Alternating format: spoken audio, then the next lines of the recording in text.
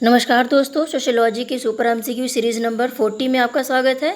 ये MCQs UGC NET JRF assistant professor PGT GDC DTPS में UPSC मानव समाजशास्त्र संबंधी परीक्षाओं के लिए काफ़ी इंपॉर्टेंट है। तो फ्रेंड्स शुरू करते हैं। और आपका जो नेट का एग्ज़ाम आने वाला है बिल्कुल लगा हुआ है, इसलिए सीरीज़ जो है अब डेली मिलेगी आपको जब तक आपका एग्ज़ाम नहीं हो जाता, ठीक है। क्योंकि एग्ज़ाम में जो क्वेश्चंस आने हैं और उसमें कथन कारण में या फिर उससे रिलेटेड कोई कूट वगैरह के क्वेश्चंस आते हैं, तो आप यदि मेरे एमसीक्यूज़ को देखेंगे तो उसमें आपको इससे रिलेटेड 2-3 क्वेश्चंस के आंसर आपको इसमें मिल जाते हैं, ठीक है। तो इसमें क्या होगा, आपके एग्ज़ाम के लिए काफ़ी हेल्पफुल है। फिर देखिए क्वेश्चन नंबर 1, इसको देख लेते हैं। समाजशास्त्र एक पद्धति विज्ञान है, किसने कहा है? किसने समाजशास्त्र को पद्धति विज्ञान माना? तो ये है मैक्स वेबर, ठीक है। इन्होंने समाजशास्त्र को एक पद्धति विज्ञान कहा है। फिर देखिए क्वेश्चन नंबर 2 है कि धर्म को परिवर्तन का मूल आधार किसने माना? तो मैक्स वेबर ने माना, ठीक है।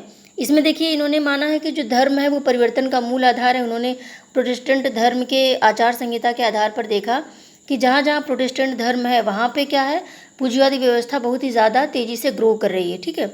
और इसके अलावा यदि प्रश्न आता है कि किसने सांस्कृतिक व्यवस्था को सामाजिक परिवर्तन का आधार माना, तो भी मैक्स वेबर हो जाएंगे, ठीक है। क्योंकि धर्म जो है वो संस्कृति का एक भाग है।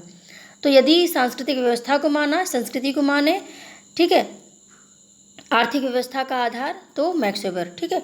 और धर्म के संबंध में धार्मिक निर्धारणवादी किसको माना जाता है? मैक्स वेबर और कीड को, ठीक है। तो धर्म को परिवर्तन का मूल आधार माना मैक्स वेबर ने, ठीक है। और धर्म को और भी चीज़ों से यदि को रिलेट करके पूछा जाए कि किसने धार्मिक निर्धारणवाद की बात की है, तो मैक्स वेबर और कीड ने की है, ठीक है। तो याद रखिएगा। फिर देखिए निम्न में से कौन सा अपराधी व्यवहार है? तो अपराधी व्यवहार कौन सा है? विचलनकारी व्यवहार, ठीक है, असामान्य व्यवहार है कि असामाजिक व्यवहार है या गैर कानूनी, ठीक है। इसमें देखिए गैर कानूनी व्यवहार जो है वो वो अपराधी व्यवहार में आएगा। क्योंकि जो विचलनकारी व्यवहार होता है, ये जरूर विचलन करना, इसका मतलब ये नहीं, विचलन तो झूठ बोलना भी एक विचलन नहीं है, ठीक है। तो ये अपराधी व्यवहार नहीं, इसके आधार पर हम किसी को गिरफ्तार नहीं कर सकते। असामान्य व्यवहार यानी सभी लोग अपने माता पिता की सेवा करते हैं, उनका पैर छू रहे हैं, तो आप उनसे क्या करिए, झगड़ा करिए। यदि किसी ने उनको मार दिया तो भी अपराधी व्यवहार नहीं माना जाता है, क्योंकि तब भी पुलिस उसको गिरफ्तार नहीं कर सकती। असामाजिक व्यवहार यानी समाज में समूह से कट कर रहना, बिल्कुल अकेले अकेले रहना, तो ये भी कोई अपराधी व्यवहार नहीं, इसके आधार पर आपको जेल नहीं हो सकती। लेकिन गैर कानूनी व्यवहार जिन जिन चीज़ों को कानून के अंतर्गत निषिद्ध माना गया है कि इसको करने से सजा हो सकती है, तो उसको करने से क्या होगा, अपराधी व्यवहार माना जाएगा और ऐसे व्यक्ति के विरुद्ध कार्रवाई होती है। फिर देखिए क्वेश्चन नंबर 4 है, किस विचारक ने धर्म का संबंध पूंजीवादी व्यवस्था के उद्भव से माना? तो मैंने अभी बताया आपको कि इन्होंने प्रोटेस्टेंट आचार संहिता की बात की थी और बताया था कि जहाँ जहाँ ये प्रोटेस्टेंट आचार संहिता है वहाँ पे पूंजीवादी व्यवस्था बहुत ही तेज़ी से ग्रो कर रही है, ठीक है। और देखिए इसका कारण क्या है, क्योंकि प्रोटेस्टेंट धर्म संहिता के आधार पर वहाँ पे जितना ज़्यादा जो परिश्रम करेगा, ऐसा माना जाता था कि उस व्यक्ति से ईश्वर उतना ही ज़्यादा प्रसन्न होगा, ठीक है। यानी अपने कार्य के प्रति जितना ज़्यादा आप डेडिकेशन देंगे, जितना ज़्यादा आप बिल्कुल इसमें समर्पित रहेंगे, ईश्वर आपसे उतना ही ज़्यादा प्रसन्न होगा। तो यही जो चीज़ थी, ये क्या हुई, पूंजीवादी व्यवस्था के लिए सहायक हुई, ठीक है। और सारी जो व्यवस्थाएं, जो धर्म होते हैं, उसमें क्या होता है कि यदि आप बहुत ज़्यादा पैसा कमा रहे हैं तो इसका मतलब आप किसी का छीन रहे हैं, ठीक है। तो इस तरह की व्यवस्था होती है, लेकिन इसमें ऐसा नहीं। इसमें जितना ज़्यादा आप पैसा कमाइए, ईश्वर आपसे उतना ज़्यादा प्रसन्न होगा, ठीक है।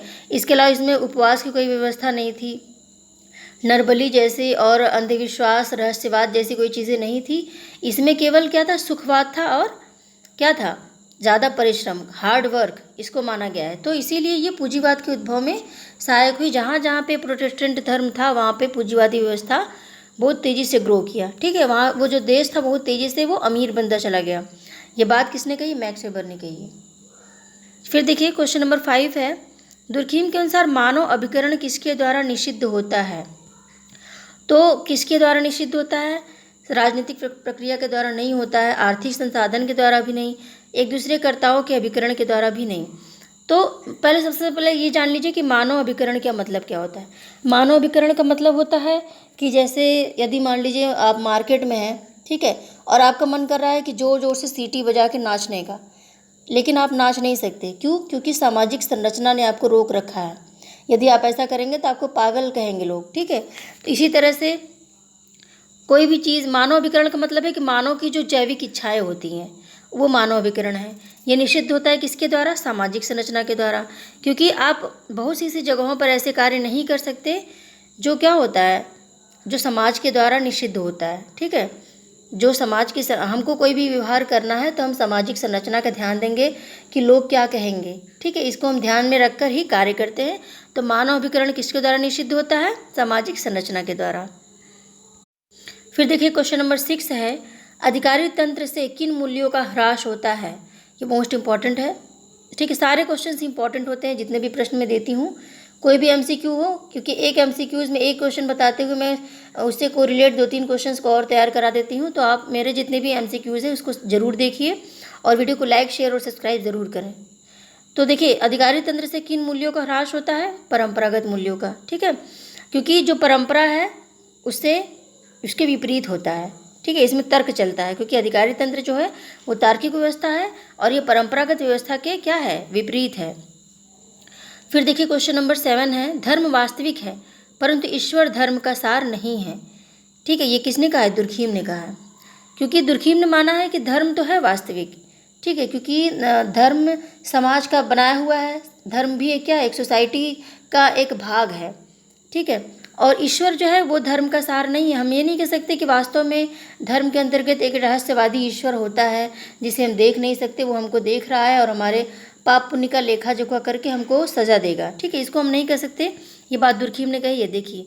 क्योंकि इन्होंने धर्म को तर्क से जोड़ा, तथ्य से जोड़ा और इन्होंने रहस्यवाद को अस्वीकार किया है और ईश्वर को क्या माना है? रहस्यवादी माना गया है। इसीलिए इन्होंने ईश्वर को अस्वीकार किया। धर्म को इन्होंने स्वीकार किया है और ईश्वर को अस्वीकार किया है, ठीक है। क्योंकि समाज ने हमको बताया है कि ये चीज़ धार्मिक है, ये चीज़ धार्मिक नहीं है, ये पवित्र है, ये पवित्र नहीं है। हमने उसको पवित्र मानना शुरू कर दिया और जिसको समाज ने कहा कि पवित्र नहीं है, हमने उसको पवित्र मानना उसको हम अपवित्र मानने लगे, ठीक है। तो समाज ही वास्तविक देवता है। समाज ने ही बताया है कि ये पत्थर की मूर्ति है, ये ईश्वर है, ये वरुण देव हैं, तो ये इनके देव हैं, ठीक है। इस तरह से क्या हुआ? समाज ने हमको बताया है। लेकिन ईश्वर की बात दुर्खीम नहीं मानते। वो नहीं मानते कि वास्तव में कोई ईश्वर भी है, रहस्यवाद भी है, ये सब चीज़ें वो नहीं मानते। वो केवल धर्म को मानते हैं। फिर देखिए क्वेश्चन नंबर 8 है, धर्म जो है विश्वासों और व्यवहारों से आबद्ध लोगों का एक नैतिक समुदाय है। ये किसका कथन है? ये देखिए दुर्खीम का कथन है। इन्होंने ये परिभाषा दी है धर्म की और ये मोस्ट इंपॉर्टेंट है, बिल्कुल याद कर लीजिएगा कि धर्म विश्वासों और व्यवहारों से आबद्ध लोगों का एक नैतिक समुदाय है। और देखिए नैतिक समुदाय की जो बात है वो दुर्खीम ने ही कही है। तो कहीं पे भी यदि नैतिक समुदाय की बात आती है कि नैतिक समुदाय की अवधारणा किसने दी या फिर नैतिक समुदाय क्या है, ठीक है। नैतिक समुदाय क्या है मैंने आपको सोशियोलॉजी के कॉन्सेप्ट में बताया हुआ है, ठीक है। तो आप एक बार देख लीजिएगा। और भी सोशियोलॉजिकल कॉन्सेप्ट के वीडियोस बनेंगे, लेकिन अभी नेट का जो है वो ज़्यादा इंपॉर्टेंट है और जो कॉन्सेप्ट के वीडियोस है वो असिस्टेंट प्रोफेसर के लिए ज़्यादा इंपॉर्टेंट है, ठीक है। तो अभी मैं नेट पे फोकस कर रही हूँ, इसलिए मैं अभी इसको रोकी हुई हूँ, ठीक है। तो नैतिक समुदाय की बात दुर्खीम ने कही है। फिर देखिए क्वेश्चन नंबर 9 है, किस विद्वान को समाजशास्त्र में प्रकारवादी परिप्रेक्ष्य शुरू करने का श्रेय जाता है? तो किसको जाता है? स्पेंसर को, ठीक है। क्योंकि देखिए सबसे पहले प्रकार की अवधारणा स्पेंसर ने दी और संरचना की अवधारणा भी किसने दिया? स्पेंसर ने दिया। और इसके अलावा संरचनात्मक प्रकारवाद की बात भी सबसे पहले किसने की? स्पेंसर ने की। तो प्रकारवादी परिप्रेक्ष्य की शुरुआत कैसे हुई? स्पेंसर के द्वारा।